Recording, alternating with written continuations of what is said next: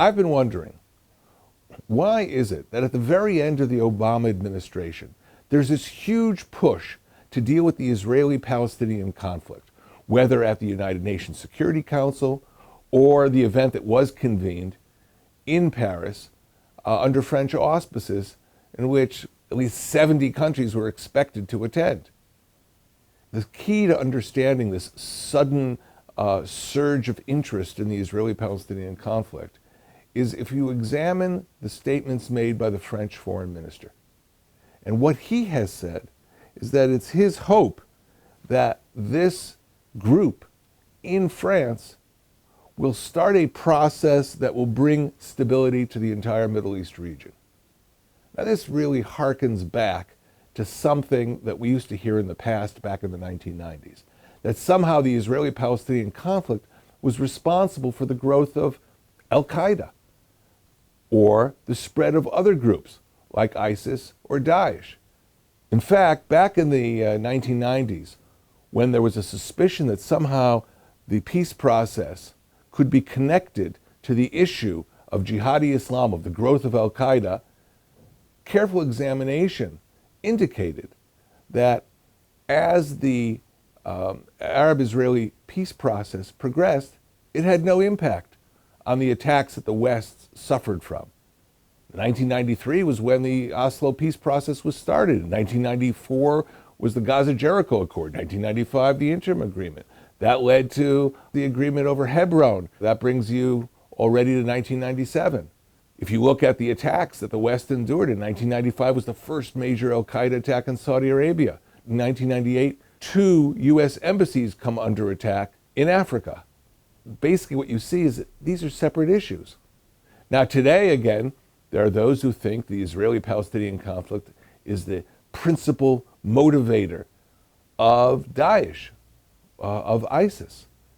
But we know, because ISIS publishes a great deal of material, that ISIS is oriented towards exporting its jihadism into the heart of Europe. Their magazine, Dabik, which publishes their goals pretty explicitly, talks about eventual conquest of Rome.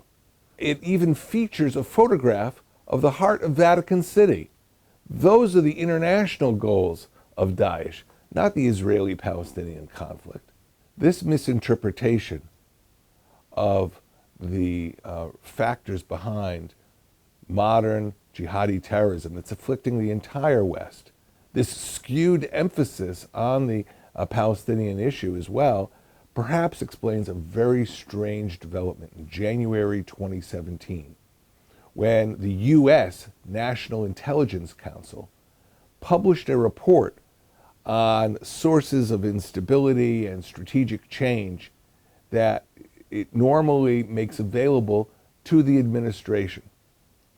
This latest report that just came out goes into a public opinion survey taken back in 2011 that establishes that the Palestinian issue isn't important just for the Palestinians, but for the entire Arab world. Why put this in a survey that's going to the new administration? It seems odd. It seems misplaced. It seems even distorted, because that survey was taken before the Arab Spring.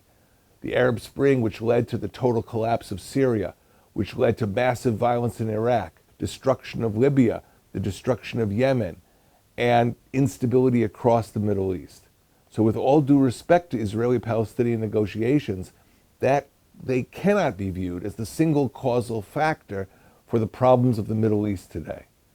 But perhaps that's the underlying thinking behind those who are attending the conference in Paris and those who are pushing anti-Israel resolutions in the UN Security Council.